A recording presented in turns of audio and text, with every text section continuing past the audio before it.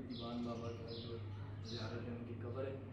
तो इसको रेनोवेट किया गया। इसके ऊपर ये जो आपको नज़र आ रहा है ये ज़लज़ले के बाद थोड़ा सा ख़राब हो गई थी बिल्डिंग, तो इसको भी रेनोवेट किया था और दोबारा से ये इसकी कंस्ट्रक्शन हुई है और प्रॉपरली इसको मैनेज किया जा रहा है।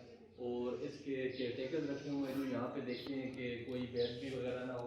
और काफ़ी सारे लोग काफ़ी देर से यहाँ पे और मैं देख रहा हूँ बहुत से लोग आ रहे हैं जा रहे हैं।